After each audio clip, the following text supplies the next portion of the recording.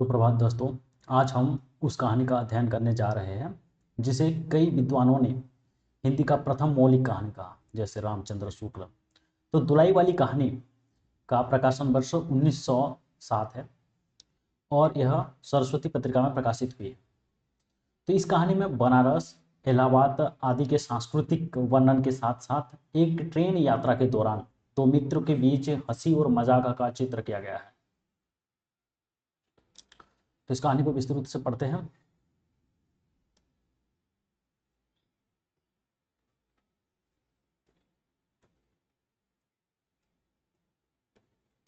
बंग महिला, ये राजेंद्र बाला घोष नाम से भी जाने जाते हैं। इनका जन्म 1882 ईस्वी में मिर्जापुर नगर के बरिया घाट में हुआ था। दुलाई वाली कहानी का प्रकाशन 1907 ईस्वी ये सरस्वती पत्रिका में प्रकाशित हुई है। मोस्ट इंपोर्टेंट, ठीक है। राजेंद्र बाला घोष को हिंदी का प्रथम महिला कथाकार कहा जाता है। मोस्ट इंपोर्टेंट, ये पूछा जा सकता है। दुलाई वाली हिंदी की पहली मौलिक कहानी किसे माना जाता है? क्यों माना है? रामचंद्र शुक्ल भी इसको मानते हैं और ये इम्पोर्टेंस है, ठीक है। उनका कौन कौन से उपनाम था? एक बंग महिला, श्रीमती बंग महिला, कानो बंग महिला, श्री बंग महिला आदि उपनाम थे उनके। उनके परिवार में क्या होता है? रा वर्ण से नामकरण करने की प्राचीन परंपरा थी। तो पहले अक्षर रा होगा, तो उसी हिसाब से उनका नाम पड़ गया राजेंद्र बाला घोष, ठीक है। तो उनकी कुछ रचनाएं जो इम्पोर्टेंस हैं, कुंभ में छोटी बहू। तो यहाँ पर कुंभ में, इसका मतलब कुंभ में नहीं, कुंभ मेला में छोटी बहू, कुंभ मेला देखने गए थे, 1906 ईस्वी में लिखे गए हैं। भाई बहन 1908 ईस्वी में लिखे गए हैं। दलिया 1909 में। हृदय परीक्षा इनकी प्रमुख कहानियां थी ये। और इनका पूरा नाम क्या था? नाम राजेंद्र बाला घोष था और कुछ लोग बंग महिला भी कहते थे। ये आरंभिक दौर के महिला कथाकारों में प्रमुख है। तो पहले जो आरंभिक के दौर था उस समय ये महिला कथाकार के रूप में प्रख्यात है। इनकी पुस्तक कुसुम संग्रह का संपादन किसने किया था? रामचंद्र शुक्ल। मोस्ट इंपोर्टेंट, बहुत जरूरी है, ठीक है। राजेंद्र बाला घोष के बचपन का नाम क्या था? रानी था और चारूवाला, ठीक है। ये बंगाल पत्रिकाओं में प्रवासिनी नाम से भी लिखा करती थी, ठीक। राजेंद्र बाला घोष आचार्य रामचंद्र शुक्ल की प्रेरणा से हिंदी में लेखन प्रारंभ की। ये मोस्ट इंपोर्टेंट है, बहुत जरूरी। तो राजेंद्र बाला घोष जी रामचंद्र शुक्ल की प्रेरणा से हिंदी में लिखने का कार्य करने लगे। तो कुछ प्रमुख कहानी, चंद्रदेव से मेरी बातें, ये 1904 ईस्वी में सरस्वती पत्रिका में प्रकाशित हुआ। कुंभ में छोटी बहू 1906 ईस्वी सरस्वती पत्रिका। दान प्रतिदान 1906 ईस्वी में प्रकाशित हुआ है और ये सरस्वती पत्रिका में। दुलाई वाली 1907 प्रकाशन वर्ष सरस्वती पत्रिका। मुरला 1908 ईस्वी सरस्वती पत्रिका। भाई बहन 1908 ईस्वी बाल प्रभाकर। हृदय परीक्षा 1915 ईस्वी में सरस्वती पत्रिका में प्रकाशित हुआ है। दलिया 1909 ईस्वी में सरस्वती पत्रिका में प्रकाशित। मन की दृढ़ता 1915 ईस्वी में प्रकाशित हुए हैं। तो इनके कुछ प्रसिद्ध निबंध है यहाँ पर। ये इनके कहानी जो है ज्यादातर कौन से पत्रिका में? सरस्वती पत्रिका में प्रकाशित हुआ, ठीक है। निबंध में स्त्रियों की शिक्षा, हिंदी के ग्रंथकार, संगीत और सुई का काम, हमारे देश की स्त्रियों की दशा, जोधाबाई तथा गृह चर्चा आदि इनका प्रसिद्ध निबंध है। कथासार, तो यहाँ पर दुलाई वाली जो कहानी है, उसके कथासार दिया गया है। सबसे पहले ये देखिए, भवदेव पांड्या ने इन्हें हिंदी की पहली राजनीतिक कहानी कहा। मोस्ट इंपोर्टेंट, बहुत जरूरी, ठीक है। नवल किशोर द्वारा अपने मित्र बंशीधर से रेल में किए गए मजाक की सरस कहानी है ये। काशी बनारस के लोगों के जीवन पर प्रकाश डाला गया है। बनारसी शोक और बोली का समावेश, यहाँ पर बनारसी लोगों की बोली का यहाँ पर बहुत अच्छे से वर्णन किया गया है, बीच में देखेंगे। विभिन्न परिस्थितियों में इंसान की दिनचर्या का चित्रण किया गया है। परिस्थिति के हिसाब से मनुष्य के जो व्यवहार है तथा उनकी दिनचर्या का वर्णन किया गया है। काशी से इलाहाबाद की यात्रा का विवरण, यहाँ पर ट्रेन यात्रा, काशी से इलाहाबाद ट्रेन यात्रा का वर्णन किया गया है। दो मित्र के हंसी मजाक एवं व्यवहार का चित्रण किया गया है। दोनों में गहरी मित्रता, दोनों में एक जान दो कलीजा। तो ये इंपॉर्टेंट से पूछता है कि दोनों में गहरी मित्रता, दोनों एक जान दो कलीजा, ये कौन सी कहानी से लाया गया है पूछ देगा। कौन सी कहानी? धुलाई वाली। ठीक है। यहाँ पर कुछ पात्र, जैसे कि आप लोगों को पता ही होगा कि यूजीसी का नया पैटर्न के आधार पर पात्र पूछ रहा है। एक पात्र देगा, ये कौन सी कहानी से संबंधित है बोल देगा। पहला है बंशीधर, ये कौन है? जानकी के पति, नवल किशोर के मित्र, और नवल किशोर के लिए अगाध स्नेह था इनका। इंपॉर्टेंट याद रखना। क्या आ गया? नवल किशोर, ये बंशीधर का घनिष्ठ मित्र है। और विनोद प्रिय, इनका प्रवृत्ति क्या था? विनोद प्रिय, हंसी मजाक करने वाले, खूब हंसी मजाक करने वाले आदमी। ये कलकत्ता से नई बहू लेकर चले थे और बंशीधर को तार भेजा था कि उन्हें ट्रेन में मिले। कट्टर स्वदेशी थे, मोस्ट इंपोर्टेंट। ये किस प्रकार के व्यक्ति थे? स्वदेशी थे भैया, खद्दर पहनेंगे। ठीक है।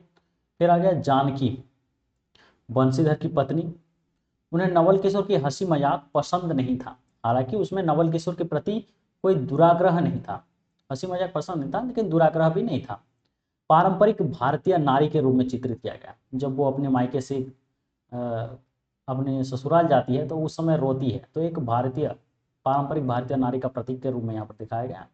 ससुराल से विदा होने पर रोने जैसे संस्कार उसमें विद्यमान थे।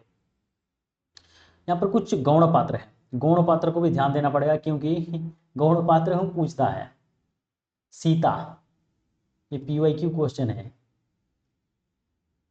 कौन से कहानी से संबंधित है पूछ देगा। ये पूछा था, जानकी देवी की बहन थी ये। कहारिन, ये भी इंपॉर्टेंस है। जानकी के मायके के नौकरानी थे, जानकी के मायके में नौकरानी थे। ट्रेन में 2-3 महिला शायद, ये इंपॉर्टेंस नहीं है, चलेगा। कहानी में स्थानों का नाम, यहाँ पर कुछ स्थानों का नाम आया है, इसको याद रखना पड़ेगा, ये इंपॉर्टेंस है। ठीक है। कौन से? दशाश्वमेध घाट, गोदलिया जो बनारस में है, कलकत्ता, मुगल सराय, इलाहाबाद, प्रयाग या प्रयाग जो लिखा है ये प्रयाग है। ठीक है। स्थानों को याद रखना। कौन कौन से स्थान आया हुआ है? तो यहाँ पर दशाश्वमेध घाट, गोदलिया जो बनारस में है, कलकत्ता, मुगल सराय, इलाहाबाद, प्रयाग। ठीक है। विशेष दुलाई, तो यहाँ पर दुलाई वाली कहानी के नाम से हमें संदेह हो कि आखिरकार दुलाई का मतलब क्या है। एक प्रकार की चादर या चुनरी है। क्या है? मोटी चादर या चुनरी है जिसे घूंघट के रूप में प्रयुक्त किया जाता है, यानी सर के ऊपर ओढ़ लिया जाता है। यथार्थ चित्रण किया गया यहाँ पर पात्रानुकूल भाषा का और स्थानीयता के रंग से भरी यह कहानी आज भी जीवंत है। यहाँ पर बनारसी बोली के संवाद, जैसे ट्रेन में जो औरतें हैं वो बोलते हैं। ठीक है। कहानी की मिठास को बढ़ा देती है। तो कहानी को विस्तृत से समझते हैं। काशी, काशी जी के दशाश्वमेध घाट पर स्नान करके एक मनुष्य बड़ी व्यग्रता के साथ गोदलिया, इंपॉर्टेंस है, की तरफ आ रहा था।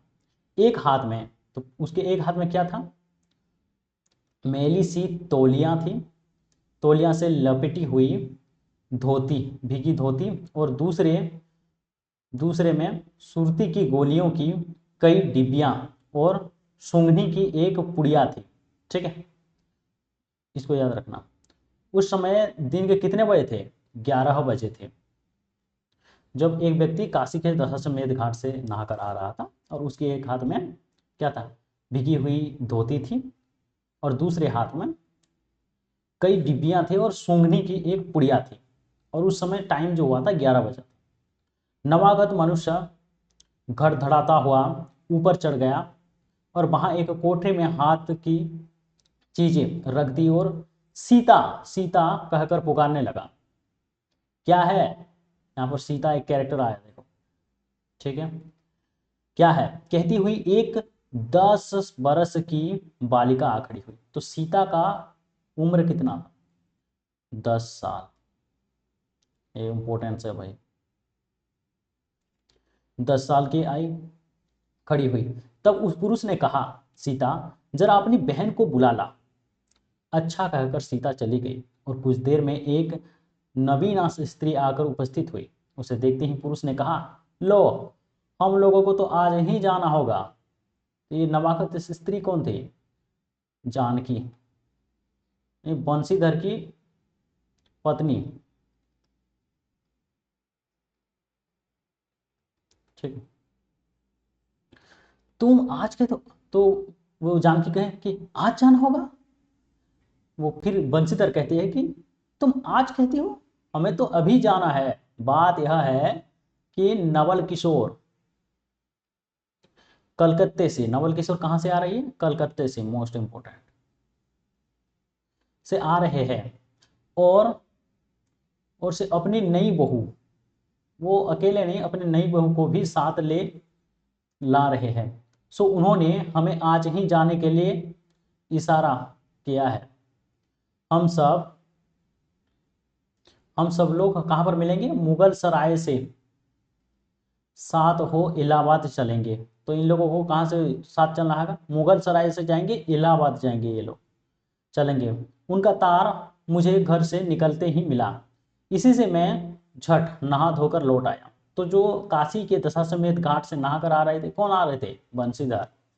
बस अब करना ही क्या है, कपड़ा वपड़ा जो कुछ हो बांध बूंद कर घंटे भर खा पी कर चली चलो।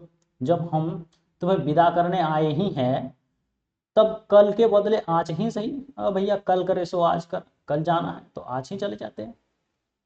फिर जानकी कहते हैं कि हाँ यह बात है, नवल जो चाहे करवावे करावे। क्या एक ही गाड़ी में ना जाने से दोस्ती में बट्टा लग जाएगा? वो कह रहा है कि एक ही गाड़ी में नहीं जाएंगे तो तुम्हारे दोस्ती में थोड़ा कमी हो जाएगा क्या? तब तो किसी तरह रुकोगे नहीं। तुम्हारा मित्र ने पत्र भेज लिया, तब तो तुम रुकोगे नहीं, जरूर ही उनके साथ जाओगे। पर मेरा तो नाकोदम आ जाएगी। फिर बंशीधर कहते हैं, क्यों, किस बात से? जानकी कहते हैं, उनकी हंसी से। और किससे? ये कौन कहता है? जानकी, ठीक है। हंसी ठट्ठा राह में अच्छा लगता है। वो कहते हैं कि यार रास्ते में चल रहे हैं और हंसी मजाक करे तो अच्छा है। उनकी हंसी मुझे नहीं भाती। इसके नवल किशोर की हंसी जानकी को नहीं भाती। एक रोज मैंने, क्यों नहीं भाती, यहाँ पर बता रहे कि एक रोज मैंने चौके में बैठी पूड़िया, पूड़िया मतलब जो पान टाइप का नहीं होता, सूंठ इलायची पड़ा हुआ होता है, काट रही थी कि उतने में ना जाने कहां से आकर नवल किशोर चिल्लाने लगे, ए बुआ, ए बुआ, देखो तुम्हारे बहू पुड़िया खा रही है। मैं तो मारे शर्म के मर ही सी गए थे उनकी हंसी से। और किससे? कहते हैं, फिर वो कहते हैं कि भाभी ने उसे टाल दिया। क्या कहते हैं, अरे भैया खाने के लिए आए हैं तो नहीं खाएंगे तो क्या करेंगे? यहाँ पर ये थोड़ा रिपीट हो गया। हाँ, भाभी जी ने बात उड़ा दी, सही। वह बोली, खाने दो, खाने पहनने के लिए तो आई है। पर मुझे उसकी हंसी बहुत बुरी लगी। कहते हैं इसलिए उनके हंसी मजाक मुझे अच्छा नहीं लगा। भैया जब भी आए हंसी मजाक कर दिए।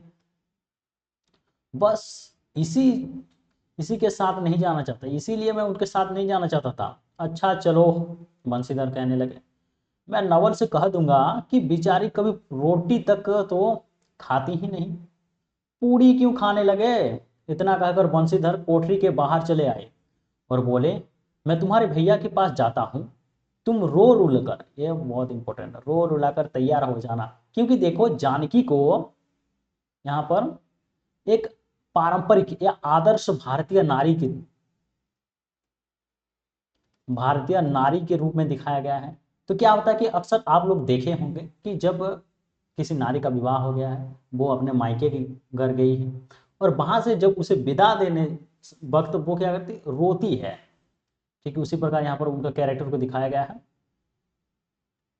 इतना सुनते ही जानकी दी की आंखें भर आई और आषाढ़ सावन की ऐसी झड़ी लगी, यानी वो रोने लगी।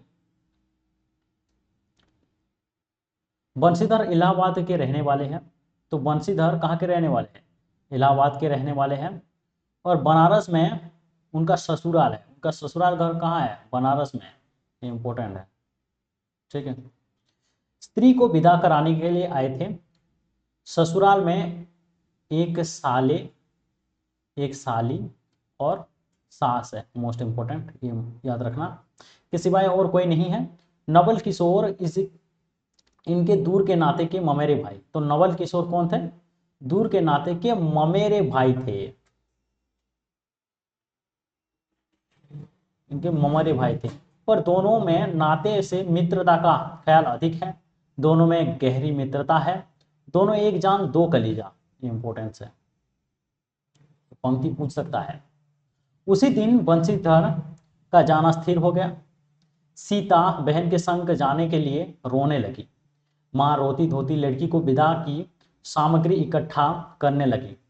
जानकी देवी भी रोती ही रोती तैयार होने लगी। रो रो कर तैयार हो रहा है। कोई चीज भूलने पर धीमी आवाज से माँ को याद भी दिलाती है। क्या होता है कि जब रो रहे हैं, कोई सामान छूट रहा है, तो वो धीमी आवाज में माँ को बोला कि मम्मी जी वो छूट गया साड़ी, उसको पैकिंग कर दो। 1 बजने पर, कितना बजे? 1 बजने पर स्टेशन जाने का समय आ गया। तो 1 बजे ये लोग स्टेशन के लिए रवाना हुए, ठीक है।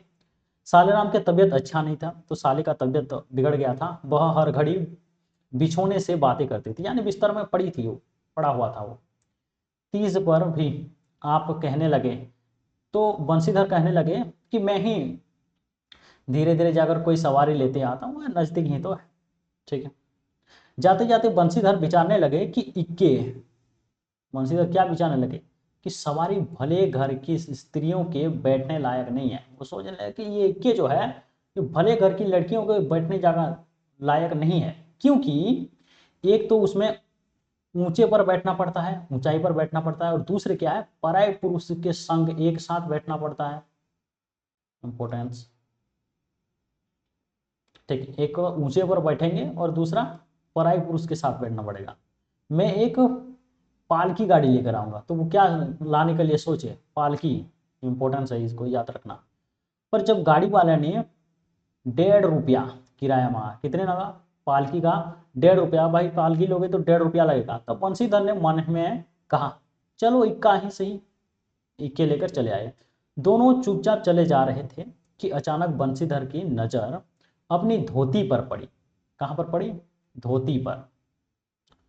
अरे एक बात तो हम भूल ही गए, कहकर पछताव सा उठे। इक्के बाले के कान बचाकर जानकी ने पूछा, क्या हुआ? क्या कोई जरूरी चीज बुलाए? तब बंशीधर ये कहते हैं, क्या कहते हैं, ये इंपॉर्टेंट पंक्ति है, नहीं एक देसी धोती पहनकर आना था, तो बोलकर बिलायते ही पहन आए। नवल कट्टर स्वदेशी है, वह बंगालियों से भी बढ़ गए हैं। देखेंगे तो 2-4 सुनाए बिना ना रहेंगे। और बात भी ठीक है। नाहक, ये इंपॉर्टेंट पंक्ति, ये पूछा गया था, नाहक विलायती चीजें मोल लेकर क्यों रुपया बर्बाद किया जाए? देसी लेने से भी दाम लगेगा ही सही, रहेगा तो देश में ही। ये इंपॉर्टेंस है, ये PYQ है भाई, ये इंपॉर्टेंट पंक्ति, ठीक है। कि नाहक विलायती चीज मोल कर क्यों रुपया की बर्बादी की जाए? देसी लेने से भी दाम लगेगा, पर ये क्या अपने ही देश में रहेगा। यथा समय रेल पर बैठकर बंशीधर राजघाट पार करके मुगल सराय पहुंचे।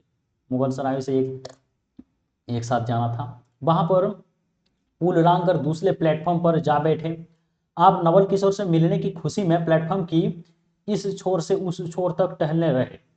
देखते देखते गाड़ी का धुआं दिखाई पड़ा और मुसाफिर अपने गठरी संभालने लगे, और रेल देवी भी अपनी चाल धीमी करती हुई गंभीरता से आगे बढ़ी। बंशीधर एक बार चलती गाड़ी ही में शुरू से आखिर तक देख गए, पर नवल कहीं नहीं था। तो क्या हुआ, जब मुगल सराय पहुंच गए, क्योंकि मुगल सराय में दोनों को एक साथ मिलना था, तो बंसीधर क्या है, नवल किशोर को ढूंढने लगे। प्लेटफॉर्म पर एक बार घूम गए, फिर चलती गाड़ी में ढूंढने लगे, लेकिन नवल किशोर कहीं नहीं मिला। सोचने लगा भैया मुझे चकमा दे दिया, मिलेंगे तो देखेंगे फिर से। टिकट तो ड्योढ़ी का था, उनके पास टिकट किसका था, ड्योढ़ी का, ठीक है। पर ड्योढ़ी दर्जे का कमरा कलकत्ते से आने वाले मुसाफिरों से भरा था। यानी ड्योढ़ी दर्जे का जो कमरा था, वहां पर कलकत्ते से जो लोग आ रहे थे, मुसाफिर लोग, वहां पर फूल थे, इसलिए तीसरे ही दर्जे में बैठना बैठना पड़ा। तो वो कहाँ गए, तीसरे दर्जे में बैठे, ठीक है। ड्योढ़ी का टिकट लेकर तीसरे दर्जे में बैठना पड़ा। जिस गाड़ी में बंशीधर बैठे थे, उसके सब कमरे में मिलाकर कुल कितने लोग, 10 ही 12 स्त्री थे, स्त्री और पुरुष थे, 10-12 स्त्री पुरुष थे। समय पर गाड़ी छूटी। नवल की बातें और ना जाने क्या अगड़ बगड़ सोचते सोचते गाड़ी कई स्टेशन पार करके मिर्जापुर पहुंच गया। यहाँ पर मिर्जापुर का भी जिक्र किया गया है, मोस्ट इंपोर्टेंट। मिर्जापुर में पेटराम, पेटराम क्या है, यानी भूख लगा उनको, भूख लगा, भूख या पेटराम की शिकायत शुरू हुई। उससे सुझाया कि इलाहाबाद पहुंचने में अभी देर है। वो सोचे कि भैया पेट गड़बड़ा गया है, कुछ खाना पड़ेगा, इलाहाबाद पहुंचने के लिए तो बहुत समय है। तो चलने के झंझट में अच्छी तरह उसकी पूजा किए बिना ही बंशीधर बनारस छोड़ थे। तो बंशीधर जब आ रहे थे तो खाना अच्छे से खाए नहीं थे, इसलिए उनको भूख लगा। इसलिए आप झट प्लेटफॉर्म पर उतर गए। कहां पर उतर गए, कहां पर, मिर्जापुर में।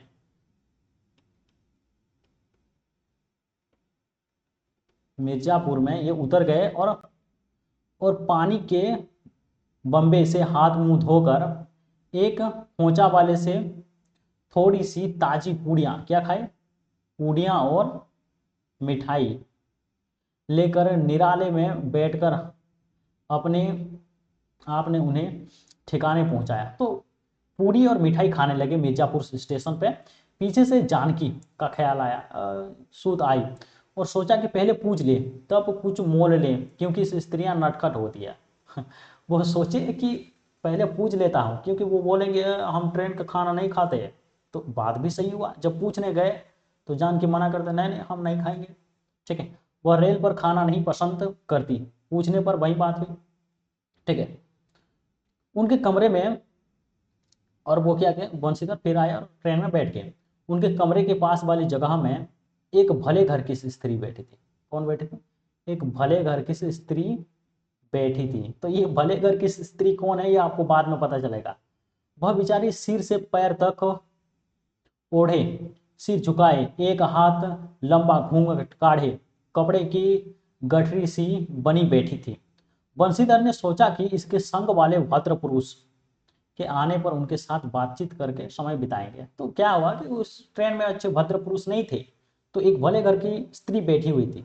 बंशीधर सोचने लगे कि इनके जो भद्र पुरुष आएंगे उनके साथ बात बूत करके समय बीत जाएगा। एक दो करके तीसरी घड़ी बजी। तब वह स्त्री कुछ अचकचा कर थोड़ा सा मुंह खोल जंगल के बाहर देखने लगी। ज्यों ही गाड़ी छूटी वह मानो कांप सी उठी। रेल का देना लेना तो हो ही गया था। बंशीधर अपने कमरे में बैठा तो दो एक मुसाफिर अधिक दिख पड़े। आगे वाले में से एक उतर भी गया था। जो लोग थे सब तीसरे ही दर्जे के योग्य ही जान पड़ते थे। अधिक सभ्य कोई नहीं थे, अधिक सभ्य कोई थे तो बंशीधर ही थे। उस कमरे में 3-4 पौढ़ ग्रामीण स्त्रियां थी। कितने था, 3-4 पौढ़ यानी एज वाले, उम्र जिनका उम्र हो गए थे भी थे। एक जो उसके पास ही थे कहने लगी, अरे इनकर मनई तो ना ही आइलैंड हो, देखो हो रेल करथईन। इंपॉर्टेंस ये जो है बनारसी बोली का, ठीक है। और दूसरा, अरे दूहरा गाड़ी में बैठ होई है। पहली, दूर बोरही, ई जनानी गाड़ी थोड़ी है, जनानी गाड़ी यानी जनानी का मतलब क्या है, औरतों का गाड़ी, स्त्री।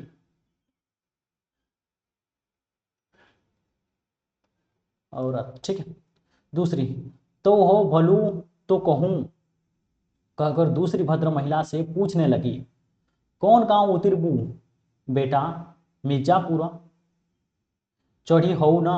तो वो बोले कि कौन से गांव पर उतरेगा बेटा, तो मिर्जापुर से ही चढ़ी है ना। पहली बोली, हट हम पूछना पूछिला ना, हम कहाँ कहाँ उतरबू हो, आय इलाहाबाद, इलाहाबाद।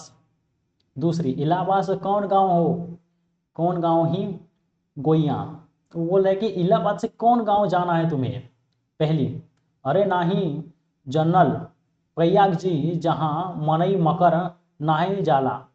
और कह रहे कि ये शायद प्रयाग जा रहे हैं और उनके वो स्नान करने के लिए जा रहे हैं। दूसरा, भला प्रयाग जी काहे ना जानित ले, कहे के नाही तोहरे पंच के गरम से चार दाई नहाल चुके हो पई। दूसरी, ऐसे एक दाई हम आबत रहे, एक मिली औरो मोरे संधे रही, द कौन टिसनिया पर उकर मलिकबा उतरे की जुरत ही है, गड़िया खोली। तो यह जो है क्या, बनारसी बोली का प्रभाव यहाँ पर दिखाया गया है, ठीक है। इंपॉर्टेंस यहाँ पर देखेंगे। बंशीधर की इन बातों से उन स्त्रियों को, तो बंशीधर क्या बोले कि हम भी इलाहाबाद जा रहे हैं और इन स्त्री को उनके जो पति है आते जब तक आएंगे उनके साथ हम रह जाएंगे, और कोई अगर वहां पर उतरना चाहते हैं तो हमारे साथ रह सकते हैं। तो इन बातों से उन स्त्रियों की वाक्य दूसरी ओर बह चली। हाँ, यह बात तो आप भली कहे, नाही भैया, हम पंच काही के कही से कुछ कही, अरे एक के एक करत ना वाय, तो दुनिया चलत कैसे वाय, इत्यादि ज्ञान गाथा होने लगी। तो बोले कि ये भैया, एक आदमी दूसरे आदमी का सहायता नहीं होगा तो ये दुनिया कैसे चल सकता है। कोई कोई उन बेचारे को सहारा मिलते देख खुशी हुई और कोई नाराज हुए। क्यों, सो मैं आपसे नहीं बतला सकती। उस गाड़ी में जितने मनुष्य थे सभी ने इस विषय में कुछ ना कुछ कह डाला थे, इसलिए कुछ लोग नाराज भी हुए थे। पिछली सीट में केवल एक स्त्री बैठी थी, मोस्ट इंपोर्टेंट ये देखो, पिछली सीट में केवल एक स्त्री बैठी थी जो फारसी छीट की दुलाई ओढ़े अकेली बैठी थी।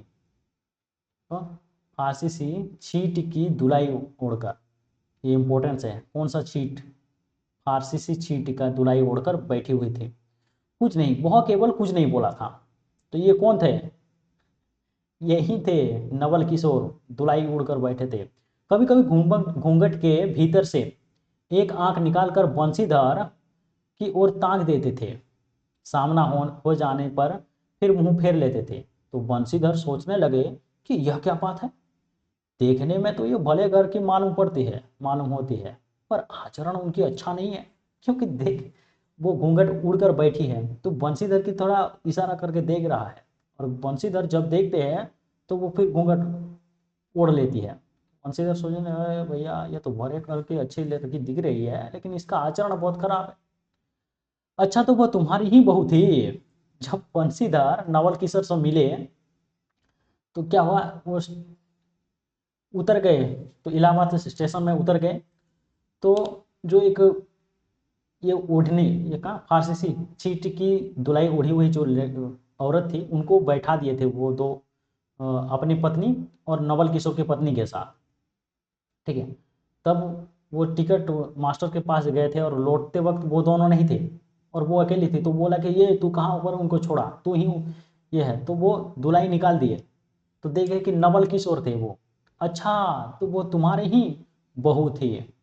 तो बंशीधर बोले कि अच्छा अच्छा, वो जो नई वाली दुल्हन थी वो तुम्हारे ही थे, वे लोग कहाँ गए, वे तो पालकी गाड़ी में बैठे हैं, तुम भी चलो। तो बंशीधर कह ले कि वे लोग तो पालकी गाड़ी में बैठे हैं, तुम भी चलो बाबू। नहीं, मैं सब हाल सुन लूंगा तब चलूंगा। तो बंशीधर बोले कि भैया पहले सुनाओ सब कहानी, उसके बाद मैं जाऊंगा।